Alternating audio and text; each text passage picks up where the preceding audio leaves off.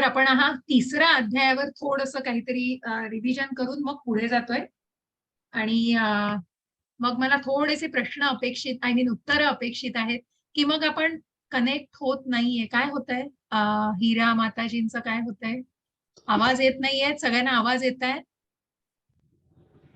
अनुवाद वाचायचा आहे त्यांनी हँड रेज करा. बरोबर प्राची माताजी? ज्यांना त्यांनी हँड रेज केला तर माताजी तुम्ही त्यांना अनम्यूट करा. त्याप्रमाणे हो माताजी. एखादी टर्न प्रत्येकाला द्या मधून. तुम्ही दोघी कराच अनुवाद, आणि कोणाला मध्ये हवं असेल तर एखाद दुसरे वेळा त्यांनाही संधी द्या. नक्की. हो नक्की माताजी. हरे कृष्ण. हरे कृष्ण. मग आपण बघितलं कालच्या अध्यायामध्ये की कुठेतरी आपण कर्मयोगाविषयी काल जाणलेलं आहे. मग कर्मयोग, मग योग म्हणजे काय? मला कळेल चॅटमध्ये की कर्मयोग, योग या गोष्टीला मी काय सांगितलं की योग म्हणजे काय आहे. हरे कृष्ण. सगळ्यांना हरे कृष्ण. हरे कृष्ण. योग म्हणजे काय? अगदी कृष्णाला बरोबर, जोडणं. अगदी बरोबर. देवाशी जोडलं जाणं म्हणजे योग आहे. आणि याच कर्मयोगाला काल आपण बघितलंय जे कृष्ण भावना भावित कर्म. मग ते कर्म कसं असावं? तर ते निष्काम कर्म. जो प्रश्न अर्जुनाला पडलेला की तू मला अनेक ज्ञान दिले, मग दुसऱ्या अध्यायामध्ये आपण सगळं सार जे बघितलं की ज्याच्यामध्ये बुद्धियोग आहे, सांख्य योग आहे, ज्ञान योग आहे, मग सगळ्या प्रकारे भगवंत त्याला ज्ञान देत आहेत अर्जुनाला.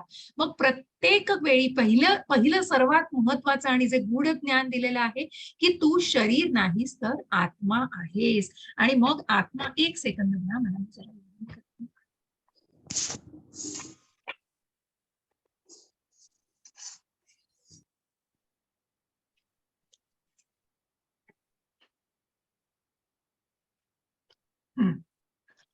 तर मग तुम्ही तर आपण बघितलं की मग कशा प्रकारे भगवंतांनी ज्ञान देऊन अर्जुनाचा जो विलाप होता, जो अर्जुन विषण्ण झाला होता, अर्जुनाचं मन विषण्ण झालं होतं, त्यांनी शस्त्र खाली ठेवून दिलेली आहेत आणि मला युद्ध करायचं नाहीये.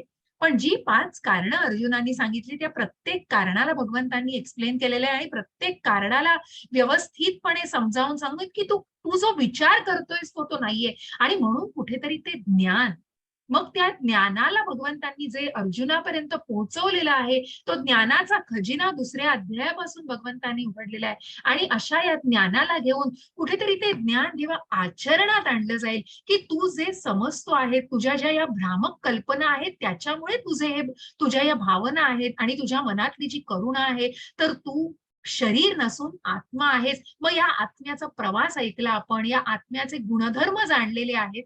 आणि मग सगळ्यांमध्ये सगळ्या ज्ञान घेतल्यानंतर अर्जुनाला प्रश्न पडला की मग जर मी शरीर नाही, मी आत्मा आहे, तर काय करायचंय मला युद्ध करून, काय करायचंय मला राज्य करून? परंतु तसं नसून भगवंतांनी सांगितलं की कर्म कसं श्रेष्ठ आहे आणि म्हणूनच तू करतो आहेस ते पाप नसून तू भगवंतांची सेवा करतोयस. आणि म्हणून तुझ्या प्रत्येक गोष्टीला कुठल्या अँगलनी विचार केलेला आहे आणि कशा प्रकारे भगवंतांनी परोपरीने हे ज्ञान आपल्यापर्यंत पोहोचवलेलं आहे की कशा प्रकारे आपण विचार केला पाहिजे. त्या ज्ञानाने स्वतःला परिपूर्ण होऊन जे काही भ्रामक कल्पना आहेत त्या भ्रामक कल्पनांना दूर केलं पाहिजे. स्वतःच्याच वलयामध्ये जो मनुष्य राहतोय, कारण कुठेतरी ज्ञानाचा अभाव आहे. आणि ज्या एथिस्ट लोकांना, ज्या मायावादी लोकांबद्दल आपण ऐकलं, कारण कुठेतरी ज्ञानाचा अभाव आहे आणि या अज्ञानापोटी या सगळ्या गोष्टी ज्या बोलल्या जातात. मग ज्या स्थिताधीर मुनीचं आपण उदाहरण घेतलं की कशा प्रकारे प्रल्हाद महाराजांनी स्वतःला इतकं दृढ निश्चयामध्ये केलेलं होतं की मग भगवंत आहेत आणि देव आहे, माझ्या पाठीशी आहे आणि माझं रक्षण करणार आहेत भगवंत. इतक्या एका दृढ श्रद्धेने फक्त नारायण नारायण, जिथे तिथे नारायण. मग त्या हिरण्यकश्यपूला खांबामध्ये विचारल्यावर सुद्धा नरसिंहाने अवतार घेतला, तो फक्त भक्ताच्या रक्षणासाठी. कुठलंही प्रूव्ह करायचं नव्हतं. जिथे अर्जुनाला सुद्धा सगळ्याची कल्पना होती, मग अर्जुनाला कुठेच मनात शंका नव्हती. ज्या भगवंतांसमोर ते अगदी ज्यांनी साष्टांग दंडवत आणि पूर्णपणे त्यांनी स्वतःला पूर्णपणे समर्पित केलेलं आहे की मला तू आता मार्गदर्शन कर. कारण कुठेतरी त्या भगवंतावर दृढ विश्वास आणि भगवंताने म्हणूनच सांगितलं की तू माझा प्रिय सखा आहेस आणि प्रिय भक्त युक्त आहेस. आणि म्हणूनच ते जे शुद्ध भावना अशा या निर्मळ भक्ताच्या मनामध्येच ती करुणा, मनामध्येच ती दया आणि हे असू शकतं. आणि म्हणूनच त्याच्या दयेला, करुणेला भगवंतांनी समजावून सांगितलेलं आहे. मग अशा प्रकारे पुढे जाऊन अर्जुनाला जेव्हा प्रश्न पडला की हे ज्ञान घेऊन मी या ज्ञानाला धरून संन्यास घ्यावा की मग मी कर्म करावं माझं, मग त्या कर्माला भगवंतांनी कशा प्रकारे समजावून सांगितलेले की कर्म कांडापासून कर्मयोग. मग जे कर्म करतोयस ते इंद्रिय तृप्तीसाठी न करता तू ते भगवंतांना अर्पण कर, ते तू मला अर्पण कर, त्यात ते कर्मही अर्पण कर आणि त्या कर्माची फळं, कारण कुठेही फळाची अपेक्षा न ठेवता ते कर्म कर, कारण ते निष्काम कर्म असावं. आणि म्हणूनच तू जर युद्ध केलं नाहीस तर तू तू कुठल्याही प्रकारचा, मग ज्या ज्या कारणाला आपण समजावून घेतलं तिसऱ्या अध्यायामध्ये, या निष्काम कर्मयोगाद्वारे आपण भगवंतांशी जोडलं जाणं बघितलंय. त्याचबरोबर भगवंतांनी की कशा प्रकारे कौटुंबिक परंपरा नष्ट होणार नाहीयेत, कारण तू एक आदर्श व्यक्ती बनू शकतोस, तू एक क्षत्रिय आहेस आणि युद्ध करणं हे तुझं कर्तव्य आहे.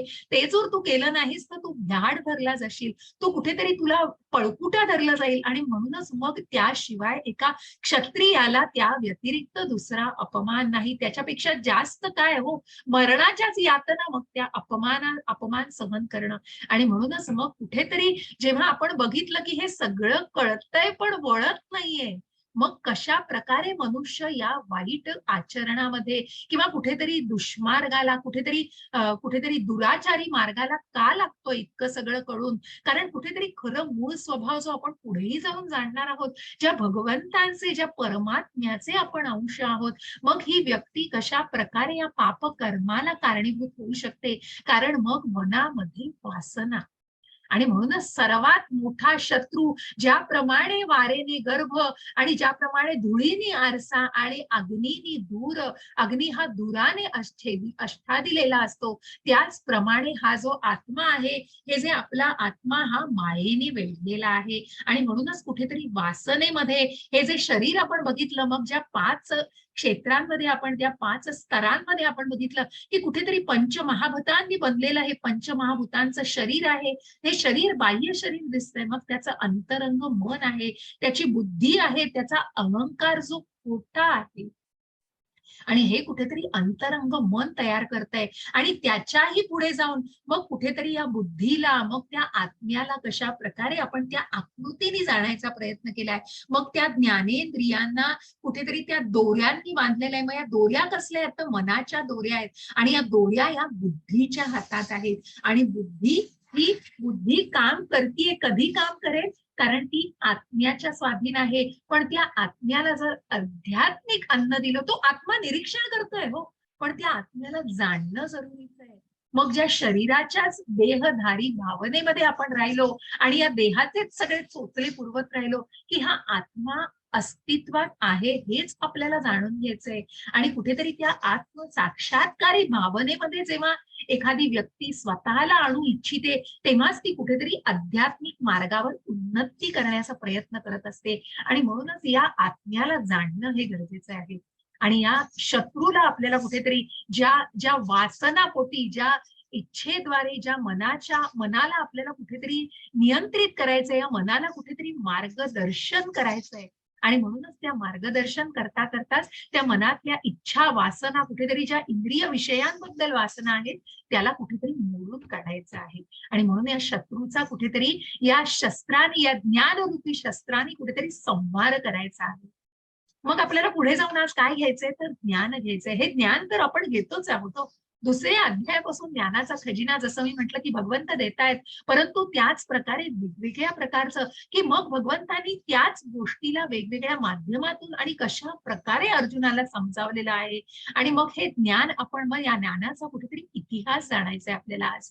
आणि मग ह्या ज्ञानाला कशा प्रकारे परिपूर्ण, मग प्रत्येकाने, जसं आपण बघितलं काल, की आपला यज्ञ केला पाहिजे, आपलं कर्म केलं पाहिजे, आपली जबाबदारी पार पाडली पाहिजे, त्याच प्रकारे मग मग या वर्णाश्रम पद्धतीला ज्याप्रमाणे आपण जाणलं, मग या वर्णाश्रम पद्धतीद्वारेच भक्ती मार्गाने कशा प्रकारे प्रत्येक जण भगवंतांना प्राप्त करू शकतो आणि त्या भगवंतांच्या स्वभावाला प्राप्त करू शकतो. आणि अशा या दिव्य ज्ञानाला आणि त्या कर्मयोगाला आपल्याला अजून सखोलपणे जाणून घ्यायचं आहे. आणि मग हे ज्ञान कुठून घ्यायचं आहे, कशा प्रकारे या वेदांमधला अभ्यास आहे, हे जाणण्याचा अधिकार कोणाला आहे? तर एक उत्तम गुरुच हे ज्ञान आपल्यापर्यंत पोहोचवू शकतो. ज्याप्रमाणे अर्जुनाने आपल्या भगवंतांना आपला गुरु मानलेला आहे, की मग या वेदांचा अभ्यास आणि ज्ञानाने परिपूर्ण असलेल्या भगवंतांनी सुद्धा कुठेतरी उदाहरणादाखल या गुरूंचाच आधार घेतलेला आहे. आणि म्हणूनच उत्तम गुरूंचं मार्गदर्शन हे लाभणं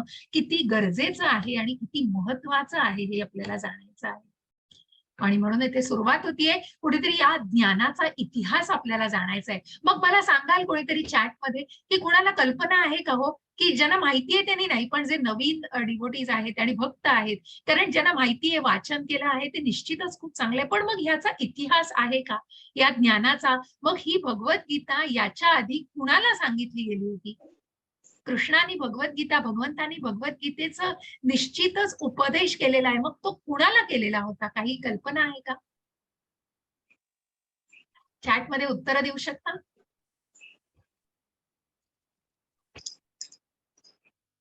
अगदी बरोबर.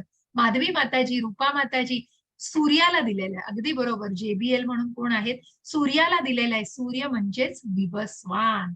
कारण इथे समोर दिसतंय आणि मी ती स्लाइड उघडून ठेवलेली आहे. पण खूप धन्यवाद की तुम्ही तो संवाद साधलेला आहे आणि कशा प्रकारे हे ज्ञान भगवंतांनी दिलेलं आहे. कारण मला माहिती आहे हो, हे ज्ञान तुम्ही पहिल्यांदाच अध्ययनाला आलेला आहात आणि अनेक भक्त हे ज्ञानाचा हा उपदेश घ्यायला आलेले आहेत. त्याच्यामुळे मला अपेक्षा नाहीच की तुम्ही ते सांगावं, पण ज्यांनी हे ऐकलेलं आहे किंवा कुठली कल्पना असेल, बऱ्याच जणांनी वाचन केलेलं असतं आणि मग इथे मी स्लाइडच उघडून ठेवलेली आहे.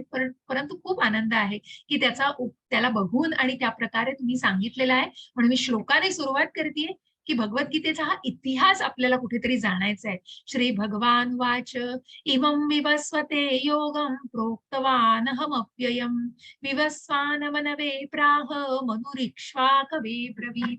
हरे कृष्ण माताजी. हरे कृष्ण. श्री भगवान वाच. भगवान श्रीकृष्ण म्हणाले, मी योगाचे हे अविनाशी शास्त्र सूर्यदेव विवस्वान यांना दिले होते आणि विवस्वानने ते मानवजातीचे पिता मनु यांना सांगितले होते आणि मनुने ते इक्ष्वाकुला सांगितले होते. अगदी बरोबर. हरे हरे कृष्ण. कृष्ण. हरे कृष्ण माताजी. आणि म्हणून मग या ज्ञानाचा इतिहास आपल्याला जाणायचा आहे. म्हणजे अनेक लक्ष, मग त्या कॅल्क्युलेशनवर आणि त्या अनेक म्हणती आहे त्या आकड्यावरती मी येणार आहे की किती लक्ष वर्षांपूर्वी ही भगवद्गीता भगवंतांनीच विवस्वानांना सांगितलेली, की जे सूर्यदेव विवस्वान त्यांना ही भगवद्गीता सांगितली गेली होती. आणि विवस्वानांनी ही भगवद्गीता मानव जातीचे जे पिता आहेत, जे मनु आहेत, त्या मनुंनाही सांगितली होती. आणि मनूंनीही इक्ष्वाकुला, जे रघु डायनॅस्टी म्हणजे प्रभू रामचंद्र ज्या युगामध्ये प्रकट झाले, त्या त्रेता युगामध्ये त्यांचे वंशज जे इक्ष्वाकु, जे महाराज इक्ष्वाकु यांना ही भगवद्गीता या ज्ञान मनुनी इक्ष्वाकुला दिलेलं होतं. मग काय झालं? मग काय हे ज्ञान पूर्णपणे आपल्यापर्यंत आलं नाही? तर काय झालं? कारण कुठेतरी या परंपरेचा खंडित झाली परंपरा. जसं मी म्हटलं की ही भगवद्गीता जशी आहे तशी श्रीला प्रभुपादांनी आपल्यापर्यंत पोहोचवलेली आहे, कारण ती कुठेही खंडित झाली नाही. जशीच्या तशी आपल्यापर्यंत पोहोचणं, जसं त्या एका केबलचं मी उदाहरण दिलं, कारण कुठेतरी जर वायर तुटलेली असेल तर तो पुरवठाही कुठेतरी खंडित होतो. त्याच प्रकारे मग कुठेही खंड न पडता जेव्हा ही जशी आहे तशी, जी भगवंतांच्या मुखकमलातून जी द्वापार युगामध्ये अर्जुनाला कुरुक्षेत्रावर सांगितला गेलेला जो उपदेश होता, त्याचा हा सगळं कथन केलेलं आहे आणि तशीच ही भगवद्गीता. पण त्याच्याही आधी जसं मी म्हटलं, मग हे का कुठेतरी लुप्त झालं? तर एवं परंपरा प्राप्तम इमं राजर्षयो विदुः सकाले नेह महता योगे नष्टः परंतप. हरे कृष्ण प्राची माताजी. हरे कृष्ण. याप्रमाणे हे परमश्रेष्ठ विद्वान गुरु शिष्य परंपरेद्वारे प्राप्त करण्यात आले आणि राजश्रीनी ते त्याच पद्धतीने जाणून घेतले. पण काळाच्या ओघामध्ये ही परंपरा खंडित झाली आणि म्हणून हे विज्ञान आपल्या यथार्थ रूप लुप्त झाल्याप्रमाणे दिसते. हरे कृष्ण माताजी. हरे कृष्ण. कोणी हँड रेस केलेले होते का माताजी? लक्ष हो, ठेवा. केले नंतर होते. याच्या पुढे बघा तुम्ही याच्या हो, पुढे हो. कोणाला हवं असेल तर त्याप्रमाणे विचारून मग द्या. ठीक आहे. हो, हो. हरे कृष्ण. हरे मग कृष्ण. म्हणूनच कुठेतरी जेव्हा ही लुप्त झालं, का झालं? कारण कुठेतरी परंपरा खंडित झालेली आहे. गुरु शिष्य परंपरेद्वारे मग जेव्हा ते भगवंतांकडून विवस्वानांना दिलं, विवस्वानांनी ते मनूला दिलं आणि मनूने ते इक्ष्वाकूला दिलं, परंतु इक्ष्वाकू नंतर कुठेतरी त्या काळाच्या ओघामध्ये ती परंपरा खंडित झालेली आहे आणि म्हणून ते ज्ञान तिथे लुप्त झालेलं आहे. आणि म्हणूनच त्या ज्ञानाला पुन्हा उपदेश जो केलेला आहे भगवंतांनी द्वापार युगामध्ये अर्जुनाला जो उपदेश केलेला होता, तो उपदेश भगवंतांनी भगवद्गीतेचा अर्जुनापर्यंत त्या कुरुक्षेत्रावर मनुष्य रूपामध्ये प्रत्यक्ष अवतारून त्यांनी कुरुक्षेत्रावर या उपदेशाला 45 मिनिटं ही भगवद्गीता अर्जुनाला सांगितलेली होती. मग या ज्ञानाद्वारे काय जाणायचंय? तर या 4 परंपरा आहेत, कुठेतरी संप्रदाय आहेत. मग हे संप्रदाय काय आहेत? तर ब्रह्म संप्रदाय आहे, लक्ष्मी संप्रदाय आहे, लक्ष्मी संप्रदाय, शिव संप्रदाय आणि 4 कुमारांचा संप्रदाय आहे. मग याच्या अंडर काय होतं? तर हा जो वैष्णवांचा म्हणजे इस्कॉनच्या अंडर येतं ते ब्रह्म गौडीय संप्रदायाच्या खालोखाल येतो. तिथे माधवाचार्य, मग लक्ष्मी संप्रदायाच्या खाली रामानुजाचार्य, भगवान शिवांच्या संप्रदायाखाली विष्णू स्वामी आणि 4 कुमारांचा संप्रदाय आहे त्याच्यात निंबार्काचार्य. मग हे कुठेतरी आपल्याला पुढे जाऊन जेव्हा भागवत ऐकाल आणि पुढचे जे ज्ञान घेईल त्याच्यामध्ये तुम्हाला सखोलपणे निश्चितच हे जाणता येईल. मग या संप्रदायांना म्हणून या ब्रह्मगौडीय संप्रदाय हे लक्षात ठेवा की या संप्रदाया अंडर येतो. म्हणजे वैष्णव जे आहेत, इस्कॉनचं जे आहे तो वैष्णव संप्रदाय हा ब्रह्मगौडीय संप्रदायाच्या खालोखाली येतो. आणि मग कशा प्रकारे मग अर्जुनाला प्रश्न पडला हो, तुमच्या मनात येतोय का हो हा प्रश्न? जो अर्जुनाला पडणार आहे तो हा जो समोर प्रश्न आहे तो तुम्हाला वाटतोय? सूर्याने मनूला, अगदी बरोबर राहुल प्रभूजी, सूर्याने मनूला आणि मनूने इक्ष्वाकूला दिलेलं ज्ञान आहे ते. मग अर्जुनाला प्रश्न पडलाय तो तुमच्या मनात आलाय का? तुमच्या मनात हे प्रश्न येतात तसा आलाय तो प्रश्न? काय प्रश्न आलाय अर्जुनाच्या मनामध्ये? एक वाक्य आहे समोर, पण काय प्रश्न आलाय तुमच्या मनामध्ये? काय प्रश्न येतो?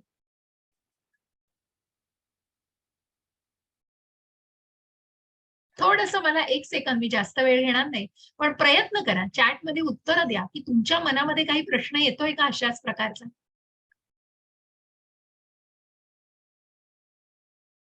नाही? बघा प्रयत्न करा.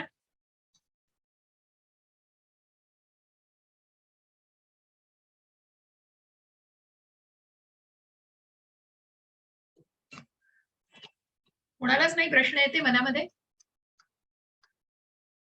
खूप साधा सोपा प्रश्न आहे, म्हणून मला असं वाटलं तुमच्याही मनात तो प्रश्न आला असेल. हरकत नाही, काही हरकत नाही. मग या प्रश्नाला जाणून घ्या की इथे आपल्याला समोर दिसतोय अर्जुनाला हा प्रश्न पडलेला आहे बघा, की मग ज्या भगवंतांना त्यांनी विचारलं की विवस्वान सूर्यदेव तर इतके मोठे आहेत, मग तू तितकाच कसा? आणि मग ते ज्ञान आता तुम्ही मला देता आहात तर आपण समकालीन कसे? कारण त्याही युगामध्ये जिथे अर्जुन आणि भगवंतांच्या वयामध्ये जास्त तफावत नव्हती. काहीतरी जर मी ज्ञानाप्रमाणे जे काही माहिती आम्हाला सिनियर वैष्णवांकडून आणि ज्या आमच्या गुरूंकडून मिळालेली आहे, नामनिष्ठ प्रभूंनी बऱ्याच वेळेला हा उल्लेख केलेला आहे, तर अराउंड काहीतरी 84 ते 85 असं वय आणि भगवंतांचं सुद्धा तितकंच 89, 88, 89 म्हणजे कुठेतरी समकालीन. अर्जुन आणि भगवंत हे समकालीन होते तेव्हा. मग अर्जुनाच्या मनामध्ये हा प्रश्न पडला की तुम्ही जर ते ज्ञान त्या काळी सत्ययुगाच्या, बघा त्या सुरुवातीला मग सत्ययुग, त्रेतायुग, द्वापारयुग आणि कलियुग आहेत. मग हे ज्ञान द्वापार युगामध्ये दिलंय अर्जुनाला, पण ते तर ज्ञान सत्ययुगाच्याही सुरुवातीला. मग तेव्हा तुम्ही कसे होतात?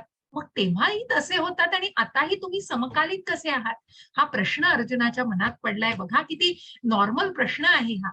आणि मग त्याचं भगवंतांनी पुढे जाऊन उत्तर, मग कुठेतरी आपल्याला हा काळ जाणून घ्यायचा आहे. मग किती लक्ष वर्षांपूर्वी हे ज्ञान भगवंतांनी विवस्वानांना दिलं आणि किती लक्ष वर्षांपूर्वी ते मनुष्याकडे आलं.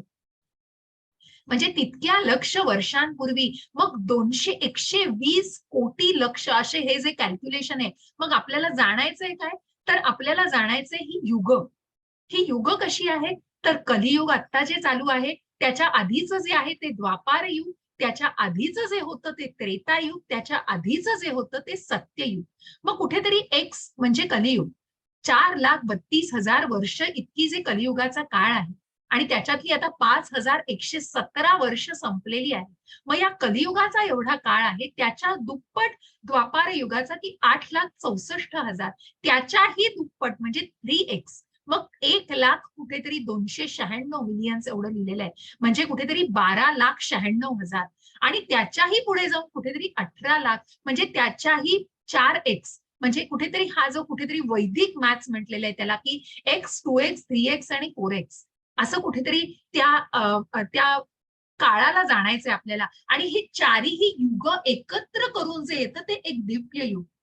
आणि त्या दिव्य युगाला म्हणजे या 4 युगांचा काळ, या 4 युगांचं म्हणजे 4,00,000 मग ते मिलियन्स म्हणजे कुठेतरी कोटीच्याही पुढे. आणि जसं आपण ट्रिलियन म्हणतो मग त्या शून्यालाच आपण बघत राहू. मग हे कॅल्क्युलेशन मी तुम्हाला ग्रुपवर पण टाकीन, ज्यांना अजून इच्छा आहे सखोलपणे जाणण्याची त्यांनी तात्पर्य पण वाचा. तात्पर्यामध्ये याला खूप सुंदर विश्लेषित केलंय प्रभुपादांनी. आणि मग मन्वंतर, अशी किती मन्वंतर झाली तर 71 दिव्य युग, म्हणजे या चारही युगांना 71 वेळा असं हे दिव्य युग, तितकी मन्वंतर झालेली आहे. मग ब्रह्माचा काळ, ब्रह्माचा दिवस किती आहे तर ब्रह्माची ही 14 मन्वंतर आणि 15 संध्या, म्हणजे कुठेतरी ब्रह्माचं एक कल्प, तो काळ म्हणजे एक ब्रह्माचा दिवस आणि ब्रह्माची रात्र इतका काळ म्हणजे ही मन्वंतर प्लस ते आहे.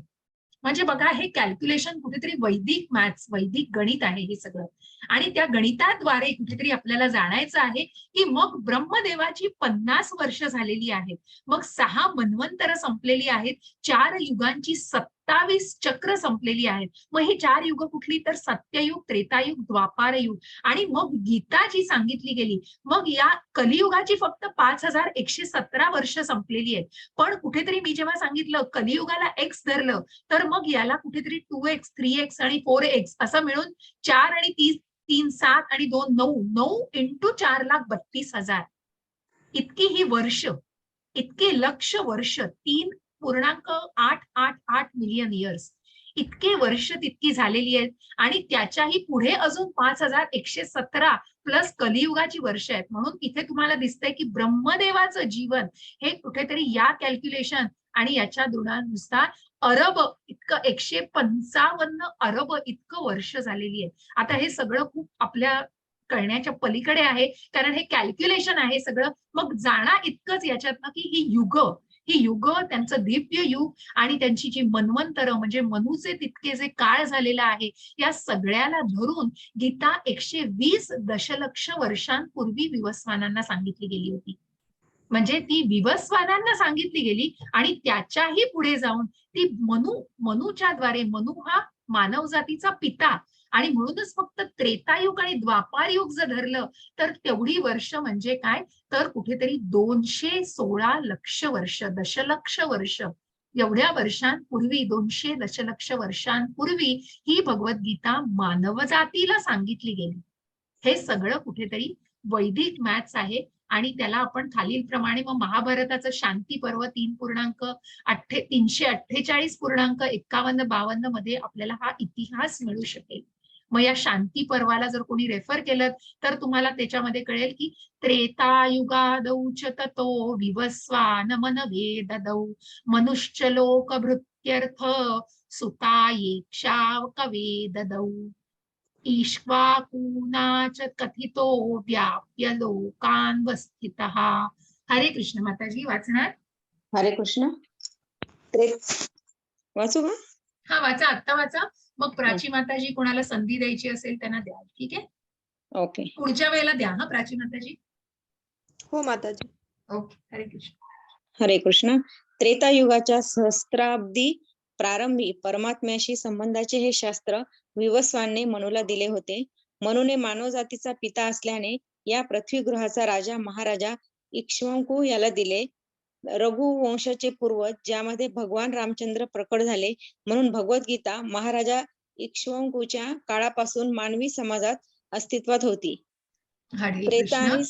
आणि हा चालेल, ठीक आहे, ते मी सांगते. म्हणजे म्हणूनच ज्या प्रकारे मानव जातीच्या पित्याने मनूनी इक्ष्वाकुला दिलं आणि म्हणूनच फक्त मानव जातीला कधी मिळाली तर त्रेतायुगापासून, जेव्हा महाराज इक्ष्वाकूंना हे ज्ञान मिळालं तेव्हा ते मानव जातीला मिळालेलं आहे.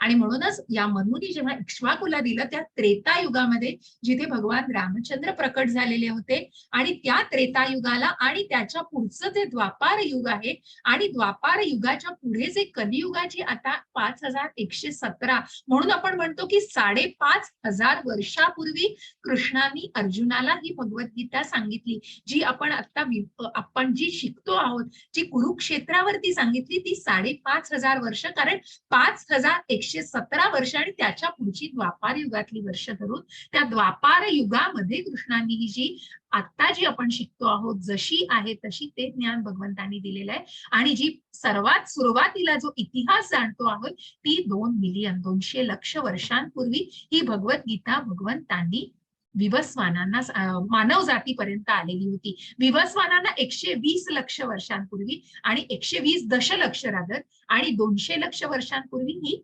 ह्यांना मिळाली.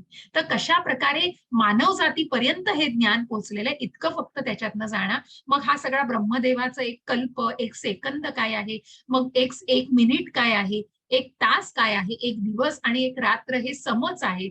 आणि अशा प्रकारे हे ब्रह्मदेवांचं पूर्ण जीवनाचं काळ दिलेला आहे. मग या सगळ्याला जाणा कुठेतरी वैदिक, जर कुणाला अजून सखोलमध्ये जायचं असेल तर तात्पर्य तर वाचाच. प्रभुपादांनी तात्पर्यामध्ये हीच सगळी माहिती दिली आहे. पण जसं मी म्हटलं की त्या शांती पर्वाचा कुठेतरी रेफरन्स दिलेला आहे, ज्याच्यामध्ये या सगळ्या युगांचा काळ आणि मग ती मन्वंतर, कल्प, दिव्य युग यांचा सगळ्यांचा काळ पूर्णपणे विश्लेषित केलेला आहे. मग आता हे भगवंत प्रकट बघा, भगवंत अर्जुनाला सांगतायत की मग अर्जुनाच्या विचारलेल्या प्रश्नाला भगवंत उत्तर देतायत. कारण मग काय कारण आहे, काय कोणाच्या मनात येईल मला सांगा बरं, की अर्जुनाने हा प्रश्न विचारलेला आहे. हो हो नक्कीच माताजी, सुधा माताजींना द्या, सरिता माताजींना द्या, प्राची माताजी सांगतील आता. मी श्लोक वाचल्यानंतर तुम्हाला वाचायला मिळेल. तर ठीक आहे, मी पुढे हा प्रश्न विचारते कारण आता लगेच संदर्भ येणार नाही. मग भगवंतांनी अर्जुनाला उत्तर दिलेलं आहे की मग कृष्णांबद्दल मग तुम्ही तसेच कसे दिसताय, मग कृष्ण कसे दिसतात. अजोपी सन्यव्ययात्मा भूतानां ईश्वरोपि सन् प्रकृतीं स्वामधिष्ठाय संभवाम्यात्म मायया. हरे कृष्ण. हरे कृष्ण माताजी. सरिता माताजी तुम्हाला अनम्यूट केलेलं आहे, तुम्ही वाचू शकाल का? सरिता माताजी. ज्यांना माताजींनी अनम्यूट केलंय ते फक्त अनम्यूट वर जाऊन तुम्ही अनम्यूट होऊ शकता. तुम्ही हँड रेज केलाय माताजी, माताजींनी तुम्हाला अनम्यूट केलेलं आहे. हरे कृष्ण सरिता माताजी. हरे कृष्ण. हा माताजी, हरे कृष्ण. हरे कृष्ण. हरे कृष्ण. तुम्ही अनुवाद वाचा, मराठीचा अनुवाद वाचा. हा, एक मिनिट. हा, मी जरी हरे कृष्ण माताजी. हरे मी कृष्ण. जरी अजन्म आहे आणि माझ्या दिव्य शरीराचा कधी नाश होत नाही आणि मी जरी सर्व प्राणी मात्राचा ईश्वर आहे, तरी प्रत्येक युगायुगात मी माझा मूळ दिव्य रूपात अवतीर्ण होत असतो. हरे कृष्ण माताजी. हरे कृष्ण. हरे कृष्ण. धन्यवाद माताजी. आणि म्हणूनच मग भगवंत सांगतायत की भगवंत काय आहे, भगवंत प्रत्यक्ष हे ज्ञान त्यांच्या मुखातून देतायत. बघा की भगवंत हे अजन्म आहेत. मग भगवंत प्रत्येक युगामध्ये प्रकट होत आहेत. मग अर्जुनाला भगवंतांनी सांगितलं की तूही त्यावेळेला होतास, परंतु तुला ते आठवणार नाही. भगवंतांना ते आठवतंय, कारण कुठेतरी हाच फरक आपल्याला जाणून घ्यायचा आहे, ज्या भौतिक जगामधला आणि ज्या आध्यात्मिक जगामधला, की भगवंतांचं जे शरीर आणि आत्मा हे एकच आहे आणि भगवंत कशा प्रकारे प्रकट झालेले आहेत. मग चित्रामध्ये आपल्याला दिसतंय की मग आपल्याला आहे का हो असा अधिकार, आपल्याला आहे असा अधिकार आपले आई वडील निवडण्याचा, तेवढी आपली खरीच आहे का आपण तेवढं, आपण आपले आई वडील निवडू शकतो? नाही निवडू शकत. आणि म्हणूनच या भगवंतांचं जे चित्रामध्ये दिसतंय, भगवंतांनी, हो बरोबर आहे प्रभूजी. आणि म्हणूनच भगवंत प्रकट झालेले आहेत. मग ते प्रकट कसे झालेले आहेत, तर वसुदेवांच्या मनामध्ये प्रकट झालेले आहेत. आणि ते प्रकट होण्याचं सुद्धा एक एक कुठेतरी क्षण असतो की ज्या वेळेला भगवंत प्रकट झालेले आहेत, वसुदेवांच्या मनामध्ये ते प्रकट झालेले आहेत आणि वसुदेवाच्या मनातून ते देवकी मातेच्या मनात प्रकट झालेले आहेत आणि मग ज्या प्रकारे त्यांनी प्रकट होण्यासाठी देवकी मातेच्या हृदयामध्ये प्रवेश केलेला आहे आणि मग वसुदेव आणि देवकीच्या हृदयामध्ये प्रवेश केल्यानंतर भगवंतांनी त्यांना परमात्मा रूपामध्ये दर्शन दिलेलं आहे आणि मग वसुदेवांनी विनंती केलेली आहे भगवंतांना की तुम्ही आमच्या पोटी बालकाचा जन्म घेऊन यावं. ज्या भगवंतांनी परमात्म्याच्या रूपामध्ये ज्या ब्रह्म, परमात्मा आणि भगवान ह्या रूपांबद्दल आपण जाणलेलं आहे, त्या 4 भुजाधारी अशा परमात्मा रूपामध्ये वसुदेवांना दर्शन दिलेलं आहे आणि देवकी वसुदेवाच्या समोर ते प्रकट झाले. मग हा प्रकट होण्याचा क्षण कुठला होता बघा. मग हा प्रकट होण्याचा क्षण कुठला होता? कारण कुठेतरी प्रकट होण्यासाठी ती गोष्ट घडायला लागते आणि ती काय घडली होती तर भगवंत जेव्हा मग ही कथा जाणून घ्या की आपल्याला चित्रामध्ये दिसत आहे की कंस महाराज आहेत. हा कंस महाराजांना कुठेतरी जेव्हा आकाशवाणी झाली होती, देवकी आणि वसुदेवांचं लग्न झालेलं होतं आणि प्रत्यक्ष कंस या देवकीचा भाऊ तो देवकीला घेऊन चाललेला असतो, परंतु जेव्हा आकाशवाणी होते की देवकीचा 8वा पुत्र तुला मारणार आहे, तुझा वध करणार आहे, तेव्हा कुठेतरी त्या कंसाच्या मनातल्या ज्या भावना असतात आणि त्या भावनांचा उद्रेक होऊन कुठेतरी जी मत्सरी भावना असते त्या भावनेने तो देवकी मातेच्या अंगावरती धावून जातो आणि तिचे केस हातात घेऊन देवकी मातेला कुठेतरी ठार मारण्याला तो धावतो. अशा प्रकारे याच वेळेला मग कुठेतरी जेव्हा या अधर्माचा इतकं शिगेला पोहोचलाय अधर्म, अशा वेळेला ती भावना प्रकट झालेली आहे आणि म्हणूनच कुठल्या क्षणी भगवंत प्रकट होत आहेत तर यदा यदा हि धर्मस्य ग्लानिर्भवति भारत अभ्युत्थानम अधर्मस्य तदात्मानं सृजाम्यहम. मग बघा काय सांगतायत भगवंत. हरे कृष्ण माताजी. हरे कृष्ण. कृष्ण केव्हा दिसतात? जेव्हा जेव्हा आणि जेथे जेथे धर्मचरणाचा ऱ्हास होतो आणि अधर्माचे वर्चस्व होते त्यावेळी हे भारता मी स्वतः अवतीर्ण होतो. हरे कृष्ण माताजी. हरे कृष्ण. आणि म्हणूनच मग कुठेतरी ब्रह्म, कुठेतरी भगवंत हे प्रकट झालेले आहेत आणि ते प्रकट होण्याचं कारण म्हणजे कुठेतरी धर्माचा ऱ्हास झालेला आहे. ज्या धर्म आचरणाचा, जिथे आपण बघितलं की कुरुक्षेत्रावरती ही भगवद्गीता सांगितली गेली, तिथेही कुठेतरी धर्म आचरणाचा ऱ्हास झालेला आहे आणि म्हणूनच अधर्माविरुद्ध युद्ध करण्यासाठी भगवंतांनी अर्जुनाला सांगितलंय.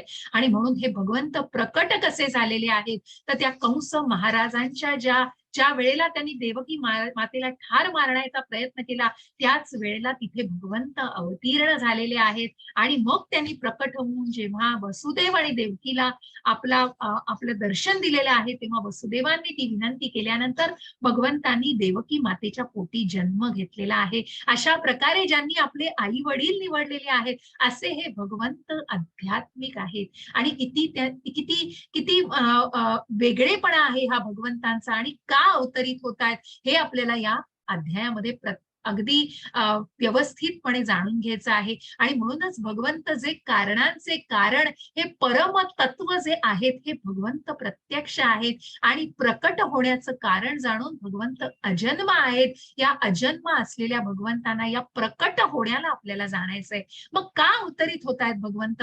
काय कारण आहे भगवंतांनी अजन्म असे प्रकट व्हायला? ज्या प्रकारे आपण बघितलं की प्रल्हाद महाराजांच्या त्या युगामध्ये कशा प्रकारे भगवंत नृसिंहाचा अवतार घेऊन प्रकट झालेले होते ज्या खांबामधून, कारण आधीच खांबामध्ये तिथे भगवंत नव्हते, पण ज्या हिरण्य कश्यपूने विचारलेलं आहे प्रल्हादांना, कुठे तुझा नारायण? तू इतका नारायण नारायण नारायण नारायण करतोयस, तुझा नारायण या खांबामध्ये आहे का? मग त्या खांबामध्ये आधीच भगवंत नाही तर भक्ताच्या रक्षणासाठी आणि त्या भक्तांनी सांगितलेलं आहे हो इथे सुद्धा माझे भगवंत आहेत. अशा प्रकारे त्या नृसिंहाचं आणि ज्या हिरण्य कश्यपूला जो अमरत्वाचा कुठेतरी वर मिळालेला होता, परंतु नृसिंहांनी असा अवतार घेतलेला होता की त्याचा वध त्यांच्याकडून होणं हे निश्चितच होतं. कारण काय? परित्राणाय साधूनां विनाशाय च दुष्कृतां धर्म संस्थापनार्थाय संभवामी युगे युगे. हरे कृष्ण माताजी. हरे कृष्ण. भक्तांचा उद्धार करण्याकरिता आणि दुष्टांचा विनाश करण्याकरिता तसेच धर्माची पुनर्स्थापना करण्याकरिता मी स्वतः युगायुगात प्रगट होतो. हरे कृष्ण. हरे कृष्ण. आणि म्हणूनच जिथे या भक्तांचा उद्धार करण्यासाठी, जे भक्त भगवंतांसाठी विशेष असतात, त्या भक्तांचा उद्धार करण्यासाठी, त्यांचं रक्षण करण्यासाठी, दृष्टांचा विनाश करण्यासाठी ज्या कंसाने आयुष्यभर केलं अगदी कृष्ण कृष्ण कृष्ण कृष्ण, पण मनामध्ये काय होतं, ते द्वेष होता. कुठेतरी मला सगळ्या राजा व्हायचंय, मला राज्य करायचंय, आणि ती द्वेषी भावना, भगवंतांबद्दल द्वेषी भावना होती. आणि त्याच भावनेने भगवंतांनी रिव्हर्ट केलेलं आहे. भगवंत त्याच प्रकारे त्याला सामोरे गेलेत आणि त्याच प्रकारे त्यांनी त्यांचा दृष्टांचा विनाश केलेला आहे. त्या कंस महाराजांचा वध केलेला आहे. आणि त्याच प्रकारे धर्माची पुनर्स्थापना, ज्या अधर्माविरुद्ध हे युद्ध होणार होतं, त्या अधर्माचा नाश होऊन धर्माचा ऱ्हास होणं थांबवण्यासाठी आणि धर्माची पुनर्स्थापना करण्यासाठी भगवंत प्रकट होत आहेत. आणि म्हणून प्रत्येक युगामध्ये भगवंत प्रकट होत आहेत. अशा या भगवंतांना, अशा या अजन्मा भगवंतांना,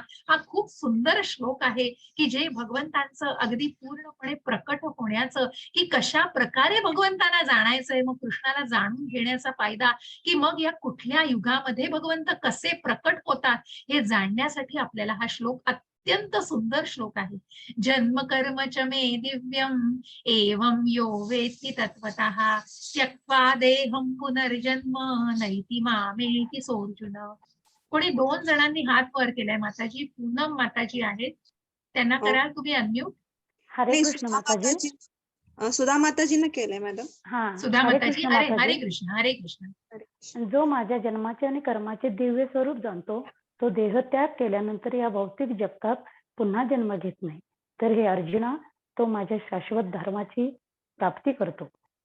हरे कृष्ण माताजी. हरे आणि कृष्ण. म्हणूनच जो या जन्माचं, जो भगवंतांना अजन्म आहेत आणि भगवंतांच्या या दृष्टांचा नाश, भक्तांचं रक्षण करणं, या सगळ्याला जो जाणतो आहे, तो जो भगवंतांना आत्मसाक्षात्कारी रूपामध्ये ज्या परमात्म्याला जाणण्याचा जो प्रयत्न करतो आहे, तो देह त्याग केल्यानंतर मग या भौतिक युगामध्ये परत येत नाही. ज्याला मोक्ष मिळतो आणि तो भगवंत धामाची प्राप्ती करतो. आणि म्हणूनच त्या जन्म मृत्यू जरा व्याधी या चक्रामध्ये तो पुन्हा अडकत नाही.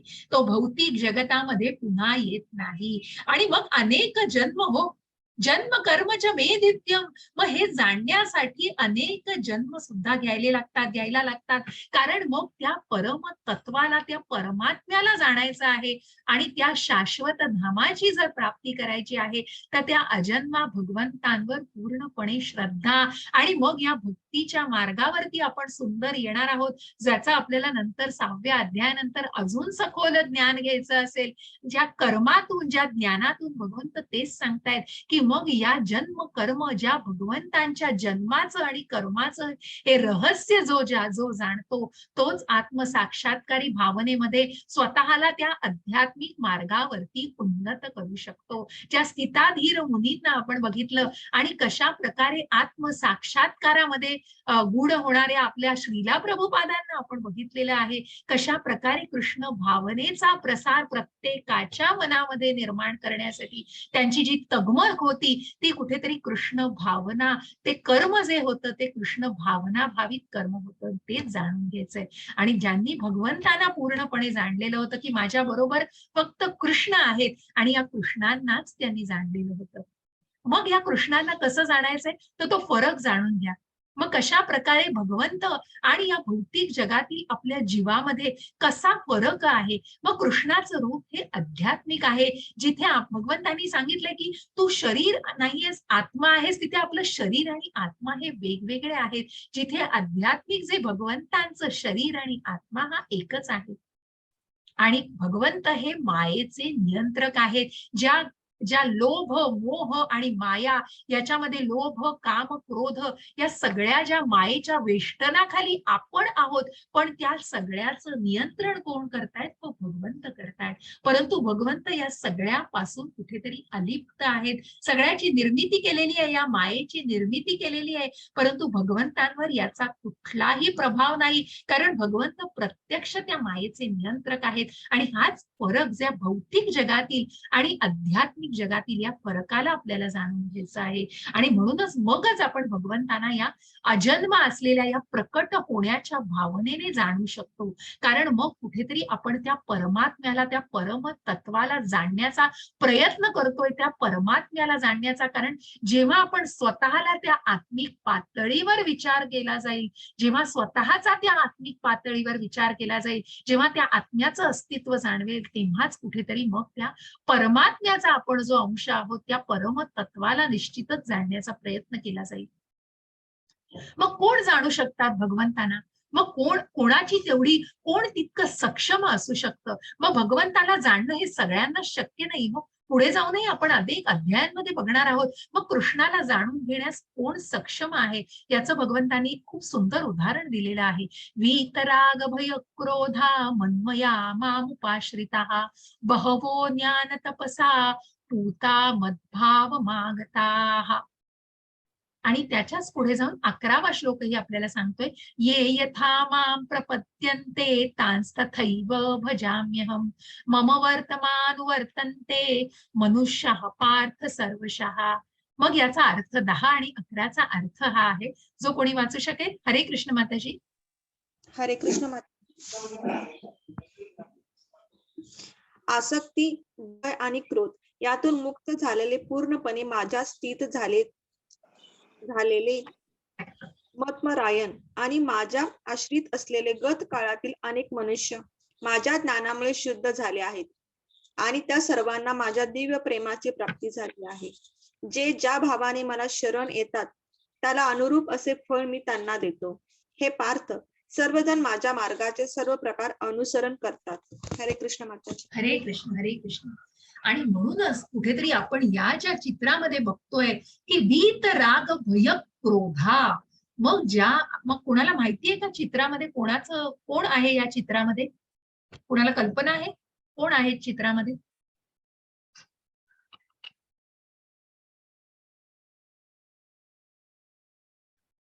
कथा ऐकलीये ही कोणी? शिशुपाल. अगदी बरोबर माधवी माताजी, अगदी बरोबर, अगदी बरोबर. हरे कृष्ण, हरे कृष्ण. आणि या शिशुपालाची ही कथा आहे. मग बघा, शिशुपालाने सुद्धा, ज्या कंसाप्रमाणे मी जसं म्हटलं की शिशुपालाने सुद्धा कृष्ण कृष्ण केलं, परंतु काय तर मनामध्ये काय भावना? मत्सराची भावना, द्वेषाची भावना. मग हा मत्सर किती वाईट असतो बघा, हा द्वेष किती वाईट असतो, ज्याला मुळापासूनच उखडून काढलं पाहिजे. हा मत्सराची खूप सुंदर अशी व्याख्या दिलेली आहे प्रभुपादांनी. मग त्या मत्सराची व्याख्या काय माहिती? तर मला आवडते की तुझ्याकडे ती गोष्ट आहे. बरं का, एखादी व्यक्ती दुसऱ्या व्यक्तीविषयी जेव्हा काही व्यक्त करते की मला आवडते तुझ्याकडे ती गोष्ट आहे, ती गोष्ट मला आवडतीये, पण मला हे आवडत नाहीये की ती गोष्ट तुझ्याकडे आहे. आणि इथेच कुठेतरी ती मत्सरी भावना आहे, तो द्वेष आहे मनामध्ये. इतका मत्सर आहे की त्या भावनेला, व्यक्तीविषयीची ती भावना किती किती द्वेषाची आहे त्या वाक्यातूनच कळतं. असं हे व्याख्या आहे सुंदर प्रभुपादांनी केलेली. की मग त्या द्वेषी भावनेला जाणून घ्या की तुझ्याकडे आहे ते चांगलं आहे, पण ते तुझ्याकडेच का आहे हे मला आवडत नाहीये. आणि म्हणून तशाच प्रकारे शिशुपालाच्या मनामध्ये जो मत्सर होता, त्या मत्सरी भावनेनेच कुठेतरी त्याचा नाश केलेला आहे.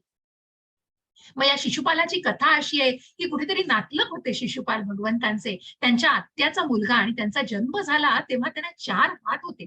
परंतु अशी वाणी झाली होती की तेव्हा ते आई वडिलांना सांगितलं गेलं की ज्या वेळेला ज्या व्यक्तीने ह्याच्यावर कटाक्ष टाकेल आणि त्याचे हात जेव्हा गळून पडतील, त्याच वेळेला त्याच व्यक्तीकडून या तुझ्या मुलाचा नाश होणार आहे आणि वध होणार आहे. ते दुसरं तिसरं कोणी नसून जेव्हा भगवंत प्रत्यक्ष त्या शिशुपालाच्या वाढदिवसाला असतात पहिल्या, तेव्हा त्यांनी जेव्हा दृष्टिक्षेप टाकतात शिशुपालावर, तेव्हा ते हात गळून पडतात. आणि गळून पडलेले हात बघितल्यावर मातेला कुठेतरी मनामध्ये भयंकर भीती वाटते. कारण आता ती विचारते की तूच माझ्या मुलाचा नाश करणार आहेस का? मग तू माझ्या मुलाचा वध करणार आहेस का?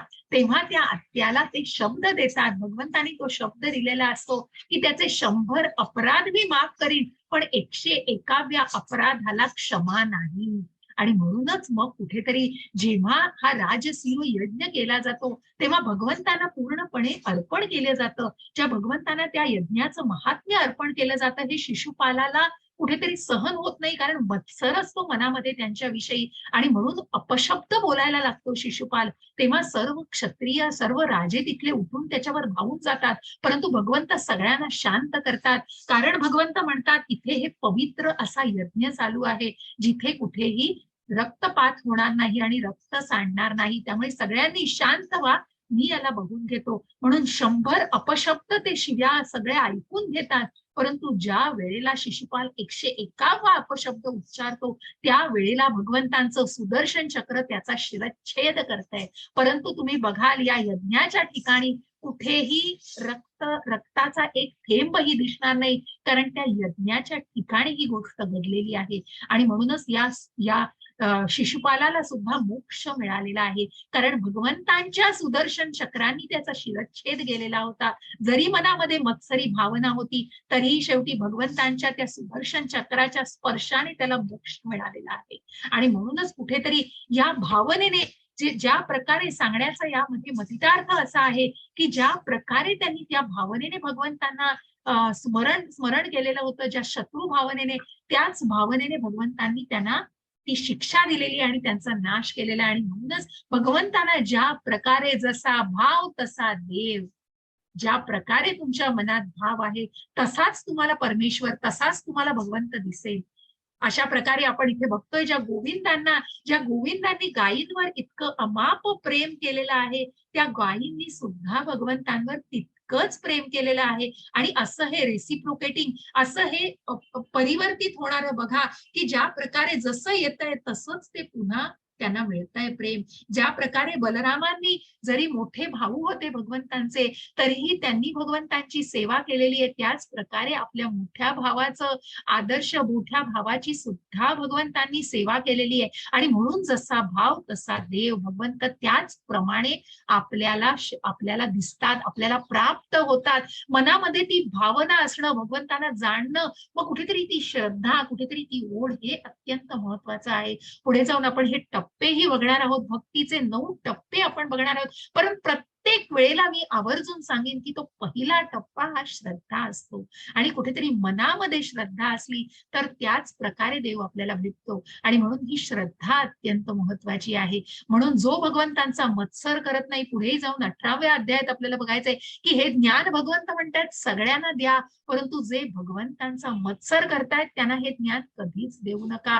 कारण जिथे आडातच नाही तिथे पोहऱ्यात कुठून येणार. मनातच श्रद्धा नाहीये, मनातच भगवंतांविषयी द्वेष आहे, त्यांच्या अस्तित्वालाच जाणू इच्छित नाहीयेत, ते भगवंतांना दिसूच शकत नाही आणि भगवंत त्यांच्यासाठी कधी प्रकटच होणार नाहीत. आणि म्हणूनच अशा अजन्मा भगवंतांना कोण जाणू शकतं, तर तो भक्तच जाणू शकतो. तो प्रेम भगवंतांवर अमाप असं प्रेम करणारा भक्तच भगवंतांना जाणू शकतो. परंतु तरीही पुढे जाऊन भगवंत म्हणतायत की कृष्णाला न जाणणारे सुद्धा आहेत, की बरेच जण मग भगवंतांना एक शक्ती म्हणून मानतायत, ब्रह्मस्वरूपामध्ये जाणण्याचा प्रयत्न करतायत. आणि मग ते कुणाची प्रार्थना करतायत, कुणाला शरण जातायत, तर अनेक देवी देवतांना, ज्यांचा उल्लेख प्रभुपादांनी डेमिगॉड्स म्हणून केलेला आहे. मग हा अनुवाद वाचा. माताजी कुणाला अनम्यूट करा, कुणाला संधी द्या भक्तांना.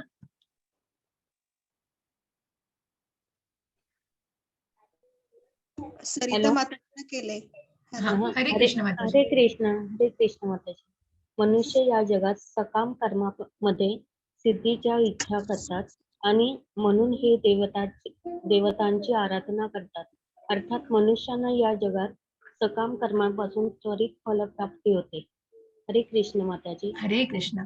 आणि म्हणूनच ज्या प्रकारे आपण काल म्हटलं की देवी देवतांची पूजा करणं हा खूप खूप नाजूक विषय आहे, की या प्रकारे नीट समजून घ्या. कुठल्याही प्रकारच्या भावनांना दुखावणारा हा विषय नाहीये, परंतु देवी देवतांची पूजा जी केली जाते ते सर्व देवी देवता हे कुठेतरी ऍडमिनिस्ट्रेटर्स आहेत. म्हणजे आपण म्हणतो ना की कुठेतरी सर्वोच्च नियंत्रक.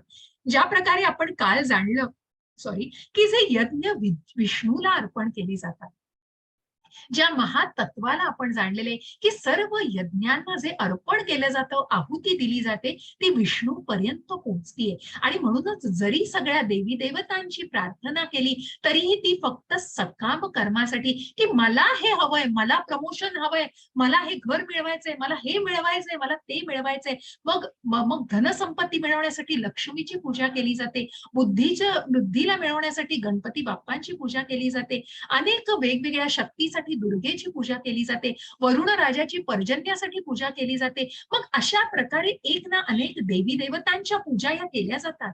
त्या सकाम कर्मामध्ये कुठेतरी अडकवल्या जातात. पुन्हा मनुष्य त्या सुखाला प्राप्त करतो, परंतु कुठेतरी तो सकाम कर्माशी बांधला गेलेला आहे. आणि म्हणूनच जे काही यज्ञ केले जातात ते देवी देवतांच्या थ्रू हे भगवंतांनाच अर्पण केले जातात आणि भगवंतांपर्यंतच पोहोचतात. आणि म्हणून असं सांगितलं की देवी देवता हे सर्व इच्छांची आपल्या तृप्ती करतात, परंतु ते तात्पुरत्या प्रकारे त्या सकाम कर्मामध्ये अडकू नका. भगवंत निश्चितच आपल्याला योग्य आहे ते आपल्याला निश्चित पोहोचवणार आहेत. म्हणून फक्त त्या कर्मामध्ये, त्या सकाम कर्माशी बांधले जाऊ नका, तर निष्काम कर्माने अकर्माने भगवंतांशी जोडले जा.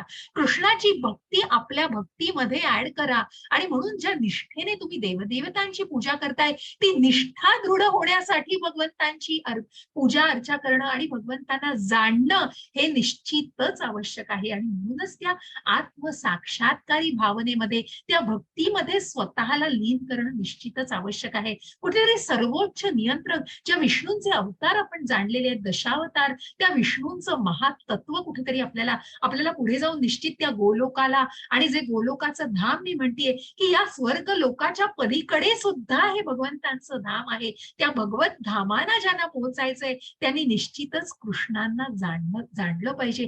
त्या अजन्म असलेल्या कृष्णांना ज्यांनी जाणलेलं आहे ते भगवत धामाची निश्चितच प्राप्ती करतात. आणि म्हणूनच या देवी देवतांच्या पूजा करणं निश्चितच कुठलं अयोग्य नाहीये, परंतु त्याच्यामध्ये कशा प्रकारे ते जाणायचंय हे निश्चितच जाणण्याचा प्रयत्न करा. मग त्या भक्तीला कशा प्रकारे दृढ करायचंय, त्या निष्ठेला कशा प्रकारे दृढ करायचंय. आणि म्हणूनच त्या कृष्ण भावनेला आणि त्या भगवंतांच्या धामाला पोहोचण्याकरता या भौतिक बंधनामध्ये न अडकण्यासाठी निश्चितच त्या आत्मसाक्षात्कारी भावनेला आपल्याला जाणायचं आहे.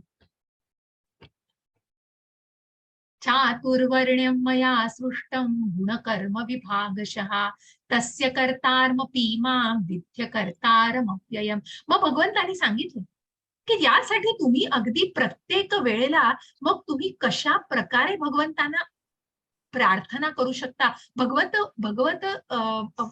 स्वभावाची प्राप्ती करू शकतात, हे प्रत्येकाला शक्य आहे. बघा, काल आपण चातुर्वर्ण्य बघितले. मग ज्या वर्णाश्रम पद्धतीद्वारे आपण जे जाणलं की प्रत्येक जणांनी आपला यज्ञ पूर्ण करायचाय, आपलं विहित कर्म पूर्ण करायचंय. मग भगवंतांचे जे पूर्ण भगवंतांचं आपण जर शरीर जाणलं की जे आपण मध्ये बघतोय बघा, ते कशा प्रकारे ब्राह्मण, क्षत्रिय, वैश्य आणि शूद्र यांना मध्ये विभागलं गेलेलं आहे. की जो डोक्याचा भाग आहे, जिथे ज्ञान घेतलं जातं, ज्या ब्राह्मणांना अगदी ज्ञानोत्पन्न म्हटलेलं गेलंय, की ज्ञानाने संपन्न म्हटलं गेलंय, त्या भगवंतांच्या वरच्या भागातून ब्राह्मण, हाताच्या भागातून क्षत्रिय जे युद्ध करतायत, राज्य करतायत. मग कुठेतरी जो खालचा भाग आहे, मांडी आणि पाय, याच्यापासून वैश्य आणि क्षुद्र, जो वैश्य व्यापार करून आणि जागोजागी इकडे तिकडे जाऊन जो स्वतःच्या उपजीविका करतोय, जो क्षुद्र एक चांगलं काम, जो लेबर वर्क, जो कर्म करतो आहे, जो कष्टाचं काम करतो आहे, म्हणूनच पायांचा भाग. आणि म्हणूनच भगवंतांनी सांगितलं की माझ्याकडे भेद नाहीये. जसं आपण डोक्याप्रमाणे पायाचीही तितकंच महत्व आहे, त्याच प्रकारे भगवंतांनी या चातुर्वर्ण्याला महत्व दिलेलं आहे. आणि म्हणूनच या त्रिगुणांच्या द्वारे कशा प्रकारे ना कुणाच्या जन्माद्वारा, कारण कुणाच्या धर्माद्वारा अशी विभागणी न करता भगवंतांनी कर्माद्वारे आणि ज्या प्रकारे या वर्णांद्वारे या त्रिगुणांचा प्रभाव असलेली सात्विक, राजसिक आणि तामसिक वृत्ती आपल्याला पुढे जाऊन सखोलपणे जाणायची आहे. आणि म्हणूनच कुठेतरी ब्राह्मण, क्षुद्र, क्षत्रिय आणि वैश्य यांची विभागणी केलेली आहे. आणि प्रत्येक जण बघा भगवंतांना अर्पण करू शकतो की जे कर्म मग ब्राह्मणांनी सुद्धा आपलं ज्ञान भगवंतांना अर्पण करायचे. क्षत्रियांनी ज्या अर्जुनाला भगवंतांनी सांगितले जे कर्म तू युद्ध करणार आहेस ते मला अर्पण कर. मग जो जो वैश्य आहे, जो व्यापार करतो आहे, त्याच्या मनातली भावना ही कृष्ण भावना पाहिजे. आणि जो क्षुद्र, जो कष्टाचं काम करतो आहे, तो सुद्धा भगवंतांना आपलं कर्म अर्पण करू शकतो. हरे कृष्ण. कोण वाचेल याचं? पूनम माताजी वाचा. हरे कृष्ण. हरे कृष्ण माताजी. भौतिक प्रकृतीचे 3 गुण आणि त्यांना अनुरूप अशा कर्माला अनुसरून मी मानवी समाजाचे 4 विभाग निर्माण केले आहेत. आणि ते तू जाणले पाहिजे की जरी मी या व्यवस्थेचा कर्ता असलो तरीही मी अव्ययी असल्यामुळे अकर्ताच आहे. हरे हरे कृष्ण. कृष्ण. हरे कृष्ण माताजी. आणि म्हणूनच मग या त्रैगुणांचा ज्या प्रकारे आपण म्हटलं की ही जी माया आहे, हे भौतिक जग, हे भगवंतांचीच निर्मिती आहे, परंतु भगवंत या भौतिक प्रकृतीपासून अलिप्त आहेत. कुठेही त्यांच्यावर या भौतिक प्रकृतीचा, या त्रिगुणांचा प्रभाव भगवंतांवर नाही, कारण ते मायेचे नियंत्रक आहेत. त्यांच्या हाताखाली, त्यांच्या नियंत्रणाखाली ही माया आहे. त्रिगुणांचा प्रभाव हा जीवावरती आहे. भौतिक जगातल्या या जीवावर, ज्या आपल्यावरती, ज्या भौतिक जगामध्ये हा जीव जगतोय, तो त्रिगुणांच्या प्रभावाखाली जगतोय. आणि म्हणूनच ball is in our code. आपल्याला त्या भौतिक जगामध्ये स्वतःला अडकवून घ्यायचंय का? आध्यात्मिक मार्गावर स्वतःची उन्नती, ज्या जिन्यांना आपण बघितलं, कारण कुठेतरी आधीच्या जिन्यांवर सगळं मोह, माया, क्रोध, लोभ, मत्सर, या सगळ्या मोह मायेमध्ये आपण अडकलोय. परंतु याच्यापासून स्वतःला कुठेतरी मुक्त करायचं असेल आणि त्या आध्यात्मिक मार्गावर जायचं असेल तर भगवंतांचा स्वभाव निश्चितच प्राप्त केला जाऊ शकतो. आणि ते निश्चितच प्रत्येकाला शक्य आहे. प्रत्येक जण आपल्या कर्मांद्वारे. मग भगवंत प्रत्यक्ष उदाहरण आहे तो. भगवंतांनी का नाही, मग का कंसाचा वध करण्यासाठी भगवंत प्रत्यक्ष प्रकट झाले? काय केलं नाहीये भगवंतांनी? भगवंतांनी सर्व कर्म ही प्रत्यक्ष उदाहरण आहेत भगवंत याचं, की ज्यांनी भगवंतांनी ज्या सुदाम्याची सेवा केलेली आहे, ज्यांनी प्रत्यक्ष कुरुक्षेत्रावरती अर्जुनाचं सारथ्य केलेलं आहे रथाचं, आणि मग ज्या गायींचं सुद्धा ज्यांनी पालन केलेलं आहे, ज्या नंदांच्या अनेक लक्ष गायींचं भगवंतांनी पालन केलेलं आहे, अशा या भगवंतांना काय अशक्य आहे हो? परंतु का ते प्रकट होत आहेत? का भगवंत आपल्याला दिसतायत? कारण त्यांना कुठेतरी भक्तांचा सहवास हवा आहे. आणि भक्तांचा सहवास ते कुठेतरी अगदी पुरेपूर त्याचा आनंद घेत आहेत. आणि म्हणूनच हे जाणायचे की मी भोगता नाहीये, भोक्तारम यज्ञ तपसाम सर्व लोक महेश्वरम. हे आपल्याला पुढच्याही श्लोकांमध्ये जाणायचंय की प्रत्यक्ष भगवंत हे भोगतायत. मी डुअर आहे, मी भोगता आहे, मी हे सगळं निर्माण केलंय, माझंच सगळं आहे. या भावनेखाली कोण जगतोय? जो अज्ञान आहे, ज्ञानाच्या अभावाखाली जो जगतो आहे. आणि म्हणूनच या ज्ञानालाच कुठेतरी परिपूर्णपणे जाणायचंय. या ज्ञानाचा खजिना म्हणूनच उघडलेला आहे. त्या ज्ञानाला पूर्णपणे आत्मसात करा, तरच भगवंतांना जाणू शकाल. नमाम कर्माणि लिप्पन्ति न मे कर्मफले स्पृहा इति माम योऽभिजानाति कर्मभिर्न स बध्यते. हरे कृष्ण माताजी. दीपाली माताची वाचा. हा, हरे कृष्ण माताजी. हरे कृष्ण. कोणत्याही कर्माने मी बद्ध होत नाही, तसेच मला कर्मफलाची आकांक्षाही नाही. जो माझ्याबद्दलचे हे सत्य जाणतो तो सुद्धा कर्मफलांनी बद्ध होत नाही. हरे कृष्ण. आणि म्हणूनच जो सकाम कर्मामध्ये अडकलेला नाहीये, भगवंतांनी प्रत्यक्ष सांगितले त्यांच्या उदाहरणाद्वारे की मी या जीवनाची, सगळ्या भौतिक जगताची, आध्यात्मिक जगताची, पुढे जाऊन भगवंतांच्या शक्तीही आपल्याला जाणायच्या आहेत आणि सगळ्याची निर्मिती केलेली आहे. परंतु भगवंत ज्या ऐश्वर्यामध्ये, संन्यास हे भगवंतांचं ऐश्वर्य सांगितलंय की सगळ्याची निर्मिती करून भगवंत त्याच्यापासून अलिप्त आहे तो. मग त्याचा कशाचाही मोह नाहीये भगवंतांना. त्या त्रिगुणांचा, सात्विक, राजसिक आणि तामसिक, या कुठल्याही गुणांचा भगवंतांवर प्रभाव अजिबात नाहीये. आणि म्हणूनच भगवंत कुठल्याही कर्माने बद्ध होत नाहीयेत आणि भगवंतांना त्या फळांचीही अपेक्षा नाहीये. भगवंत फक्त या जगामध्ये जो सहवास देत आहे त्या भक्तांच्या सहवासाचा ते आनंद घेत आहेत. आणि म्हणूनच भगवंत धर्माचं रक्षण करण्यासाठी, कुठेतरी धर्माची पुनर्स्थापना करण्यासाठी, परित्राणाय साधूनां विनाशाय दुष्कृतां धर्म संस्थापनार्थाय संभवानी युगे युगे. या अजन्म अशा भगवंताना आपल्याला जाणायचंय, जे दुष्टांचा नाश करणार आहेत, धर्माची पुनर्स्थापना करणार आहेत आणि भक्तांचं तितकंच रक्षण करणार आहेत, हे आपल्याला निश्चित जाणायचं आहे. आणि मग या कर्माला आपल्याला म्हणून जाणून घ्यायचंय. हे कर्म अतिशय गुंतागुंतीचं आहे. या कर्माने ज्या भगवंत बद्ध होत नाहीयेत, पण या कर्माने कोण बद्ध होतोय, तर मनुष्य या भौतिक जगामध्ये कर्म होतोय. कारण तो कुठेतरी सकाम कर्माशी जेव्हा जोडला जातो, तेव्हा तो निश्चितच त्या फळांनी बद्ध केला जातो. आणि म्हणूनच त्याला कुठेतरी त्या निष्काम कर्माकडे, अकर्माकडे वाटचाल करायची, की त्या फळांची, त्या कर्माची, कर्म भगवंतांना अर्पण करायचे, त्या फळांना भगवंतांना अर्पण करायचंय, तरच ते कुठेतरी जाणण्याचं आणि मगच कुठेतरी या भौतिक जगामधून निश्चितच बंधनातून मुक्तता मिळणार आहे. कर्मणो यपि बोधव्यम बोधव्यम च विकर्मणः अकर्मणश्च बोधव्यम गहना कर्मणो गतिः. हरे कृष्ण. हरे कृष्ण. सुधामाताची वास्तव नाही वाटत, मी वाचते. ठीक हरे आहे कृष्ण. वाचा. हरे कृष्ण. कर्माच्या गुंतागुंती समजणे अत्यंत कठीण आहे. म्हणून मनुष्याने कर्म, विकर्म आणि अकर्म म्हणजे काय हे योग्य रीतीने जाणले पाहिजे. हरे कृष्ण. हरे कृष्ण.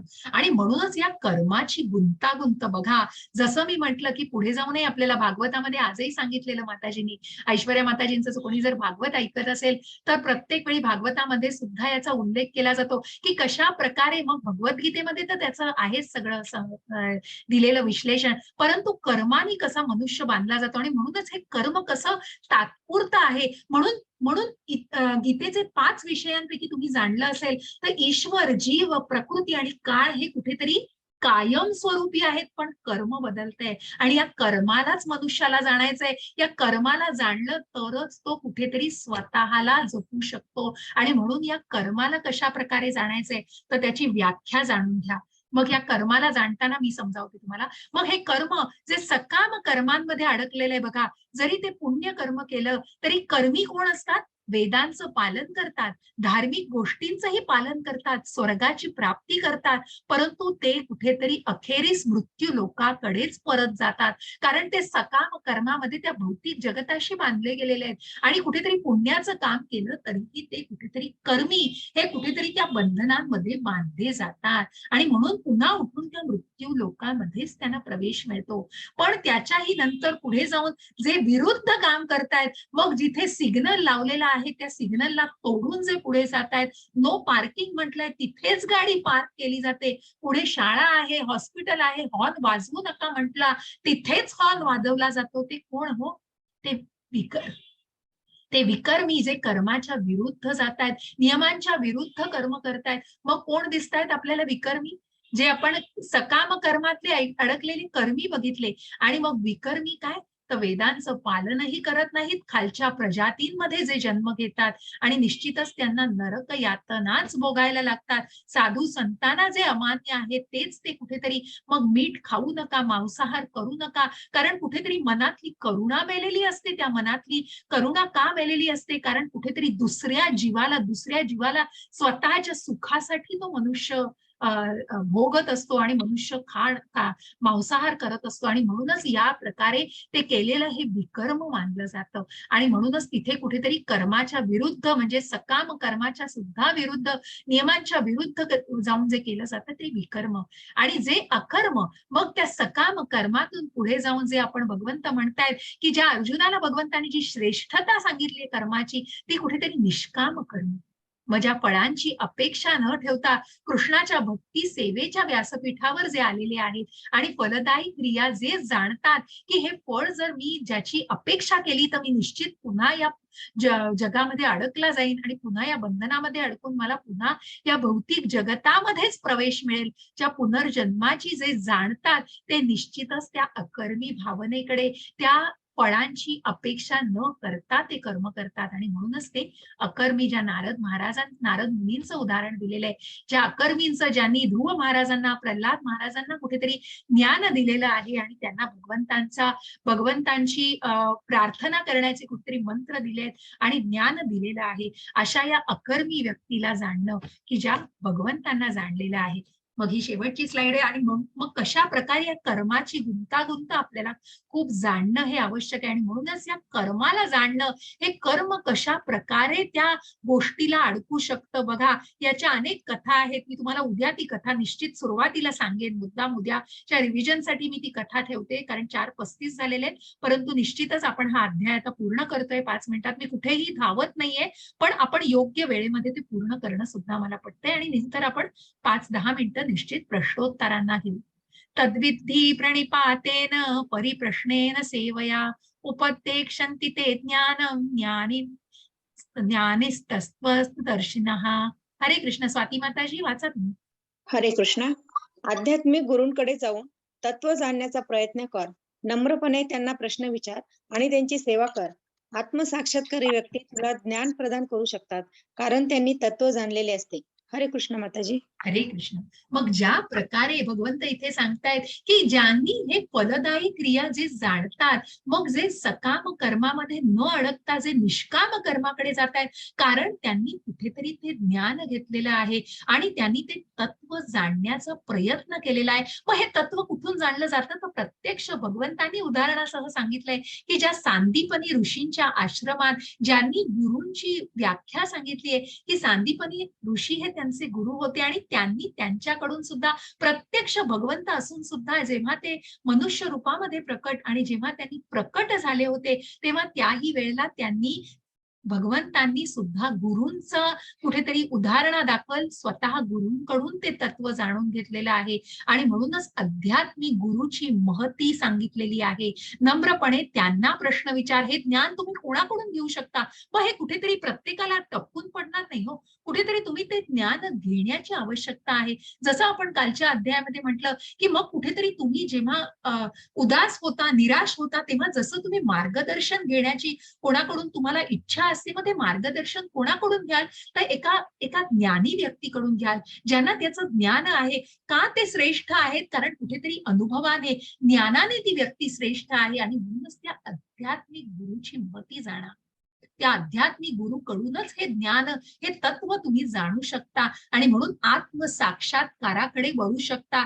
आत्मसाक्षात्कारी व्यक्ती तुला ज्ञान प्रदान करू शकते, कारण कुठेतरी त्या गुरूंनी दृष्टांत मिळालेला असतो आणि त्यांना ते तत्वज्ञान त्यांनी जाणलेलं असतं आणि म्हणूनच ते तत्वज्ञान ते आपल्यापर्यंत पोहोचवू शकतात. जशा प्रकारे ही भगवद्गीता आपल्यापर्यंत म्हणूनच या गुरु शिष्य परंपरेद्वारे आलेली आहे. कुठेही खंड न पडता आणि म्हणूनच हे तत्व आपण जाणण्याचा निश्चितच प्रयत्न केला पाहिजे. अशा प्रकारे भगवंतांनी प्रत्यक्ष उदाहरणादाखल सांगितलंय की उत्तम गुरुकडूनच हे मार्गदर्शन घेतलं पाहिजे.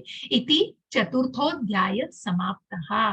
अशा प्रकारे आपण विभागणी करून भगवंतांकडून कशा प्रकारे ह्या ज्ञानाचं आणि कशा प्रकारे ते प्रकट होत आहेत, अजन्म आहेत, हे जाणण्याचं, या तत्वाला जाणण्याचं आणि सगळ्याची निर्मिती करूनही भगवंत प्रत्यक्ष अव्ययी आहेत आणि प्रत्यक्ष अलिप्त आहेत या सगळ्यापासून, हे जाणण्याचा निश्चितच प्रयत्न करा. हरे कृष्ण. कोणाला काही प्रश्न असतील तर निश्चित विचारा. इथे हा अध्याय संपलेला आहे. हँड रेस केलेला आहे, त्यांना ट्रान्सलेशन वाचायचं होतं का? कोणाला प्रश्न आहेत? माताजी अनम्यूट कराल कोणाला? स्वाती माताजी, प्राची माताजी, ज्यांना प्रश्न असतील त्यांना अनम्यूट करा प्लीज. हो करते. हरे कृष्ण. साधना माताजी. हरे कृष्ण माताजी. हरे कृष्ण माताजी. माताजी मला एक प्रश्न विचारायचा आहे की बोला. आपण श्री कृष्ण, श्री विष्णू आणि श्री विठ्ठल रुक्मिणी ते सगळे कृष्णांचीच रूप म्हणजे म्हणतो आपण, मग ते तसंच आहे का?